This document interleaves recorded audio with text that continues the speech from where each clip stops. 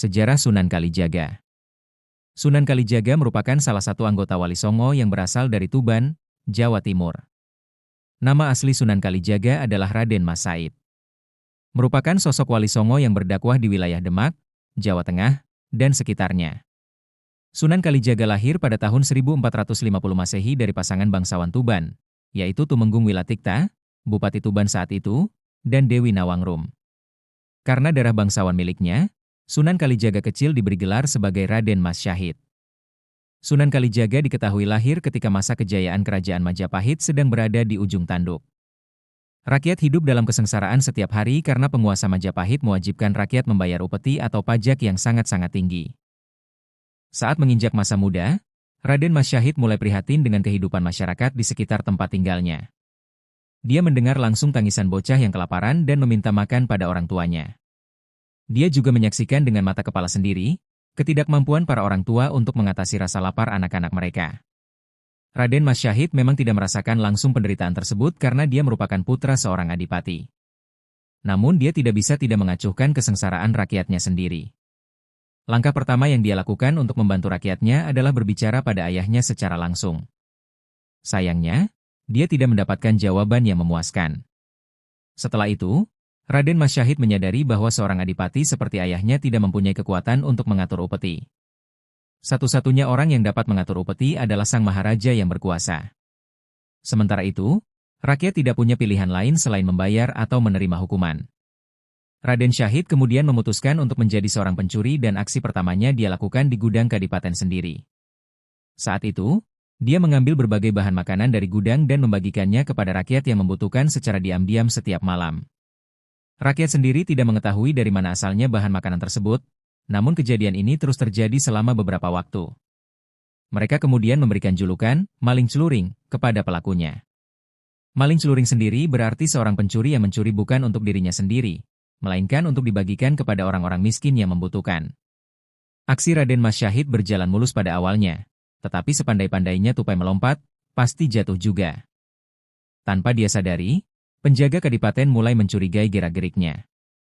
Pada akhirnya, mereka berhasil menangkap basah Raden Mas Syahid ketika melancarkan aksinya dan mengungkap rahasia di balik fenomena maling celuring yang ramai dibicarakan oleh masyarakat. Mengetahui perbuatan anaknya, Wilatikta marah besar lalu mengusir Raden Syahid dari istana kadipaten sebagai hukumannya. Sebaliknya, Raden Syahid tidak merasa gentar setelah mendapatkan hukuman. Setelah diusir, Sunan Kalijaga mengembara tetapi masih dengan misi yang sama, yakni merampok dari pejabat kadipaten yang suka berfoya-foya dan menghardik rakyat kecil. Konon, Sunan Kalijaga meninggalkan Tuban dan menetap di hutan Jatiwangi untuk menjadi berandal, perampok, yang hasilnya tidak dinikmati sendiri, melainkan untuk rakyat tertindas. Setelah diusir dari Tuban karena sikap buruknya, Sunan Kalijaga tetap merampok dari orang kaya untuk rakyat miskin dan mengganti namanya menjadi Beranda Lokajaya. Agar orang-orang tidak mengetahui siapakah Beranda Lokajaya sebenarnya, karena penggantian nama memang bertujuan agar tidak mencemari nama baik orang tuanya. Masyarakat hanya mengenali Beranda Lokajaya sebagai seorang perampok di hutan yang ditakuti. Kata Beranda Lokajaya berasal dari bahasa Jawa. Lokajaya berasal dari dua kata, yakni loka yang berarti tempat, wilayah, atau daerah, sedangkan jaya berarti bahagia atau menang. Raden Mas Syahid tetap berpegang teguh pada tujuan utamanya untuk membantu rakyat yang hidup sengsara, meskipun dia harus menempuh jalan yang salah. Bagi masyarakat, dia adalah seorang pahlawan. Sementara itu, bagi kaum bangsawan, Raden Mas Syahid adalah ancaman nyata yang membuat tidur mereka tidak pernah nyenyak. Orang yang paling dulu kena imbas dari perilaku Raden Mas Syahid adalah ayahnya sendiri. Hampir setiap hari ada kaum bangsawan yang protes padanya karena harta mereka hilang tanpa sisa. Wilatikta yang murka kemudian memerintahkan penjaga kadipaten untuk menangkap anaknya sekali lagi. Setelah berhasil ditangkap, Raden Syahid diberi hukuman untuk keluar dari wilayah Kadipaten Tuban. Meski begitu, hukuman yang kedua ini tidak mengubah pendirian Raden Syahid sedikitpun. Raden Mas Syahid terus berjalan mengikuti arah langkah kakinya hingga dia sampai di hutan Jatiwangi, kawasan Lasem, Rembang, Jawa Tengah. Di hutan inilah dia bertemu dengan seorang lelaki tua yang memiliki tongkat emas. Siapa sangka, pertemuannya dengan lelaki tua tersebut justru mengubah pandangan hidup yang selama ini dia yakini. Kisah ini menceritakan tentang perjalanan Sunan Kalijaga saat bertemu dengan gurunya Sunan Bonang. Sebagai salah satu wali Songo, Sunan Kalijaga pada masa mudanya dikenal sosok yang memiliki perangai buruk dengan sering melakukan aksi pencurian, begal dan perampokan. Namun keburukan perilakunya didasari keinginannya untuk mengentaskan kemiskinan yang terjadi pada masa kerajaan Majapahit di daerah Tuban. Karena kegemaran Raden Shahid dengan mencuri harta kaum bangsawan, ayahnya Wilatikta yang seorang adipati Tuban lalu mengusirnya keluar daerah. Raden Shahid lalu pergi mengembara dan hingga akhirnya ia menetap di hutan Jatisari, perbatasan antara Kudus dan Pati. Saat dalam pengembaraannya di hutan Jatiwangi, Lasem, Rembang Raden Shahid bertemu lelaki tua yang memiliki tongkat berdaun emas. Tak disangka orang yang ia temui adalah Sunan Bonang, salah satu wali Songo lainnya. Sunan Kalijaga kemudian merampas tongkatnya. Melihat hal itu, Sunan Bonang bukannya marah malahan justru terharu dengan menasehati Raden Shahid tentang tindakannya yang seakan berniat suci, tetapi dilakukan dengan cara yang kotor. Perbuatan baik harus dilakukan dengan cara yang baik dan halal, sehingga akan menghasilkan hal yang baik pula. Sebelum pergi meninggalkan Raden Shahid, dengan rasa iba Sunan Bonang pun mengubah buah kolang-kaling yang masih di pohon menjadi emas. Dengan semangat Raden Shahid memanjat pohon lalu mengambil buah kolang-kaling emas itu. Akan tetapi ketika dia memegang buah kolang-kaling itu berubahlah menjadi buah biasa lagi. Sehingga Raden Shahid menjadi terheran-heran dengan kejadian itu.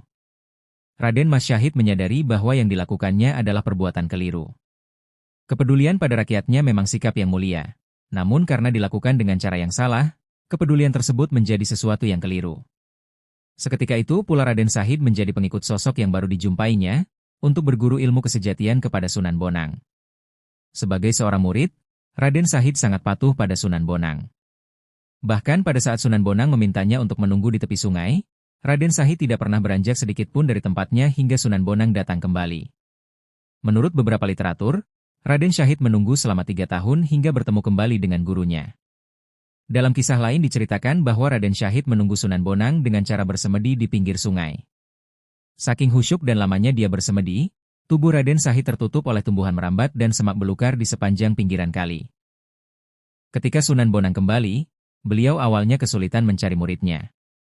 Namun berkat keyakinan yang kuat dan mata batin yang tajam, Sunan Bonang dapat menemukan Raden Shahid di tempat semula.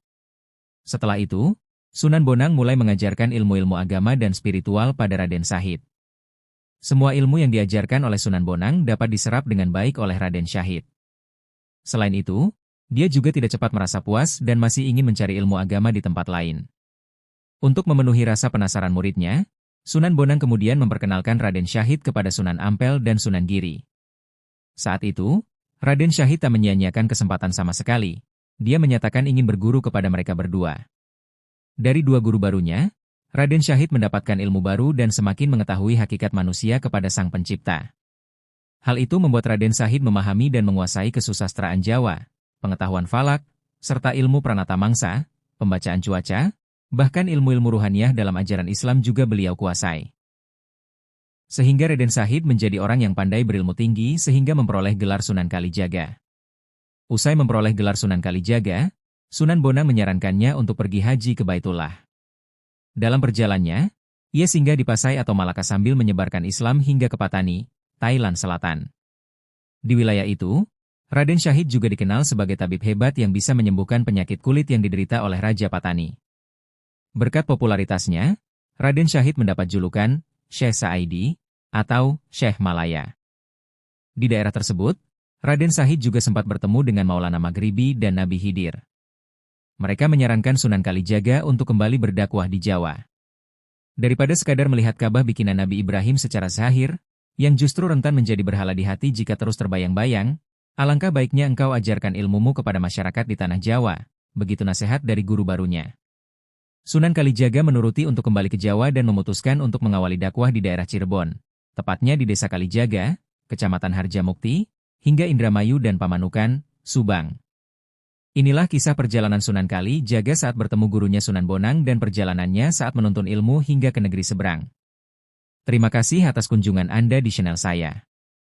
Semoga ilmu yang sedikit ini menambah wawasan Anda tentang ilmu sejarah Anda. Saya ucapkan banyak-banyak terima kasih. Semoga Anda berkenan memberikan like dan subscribe.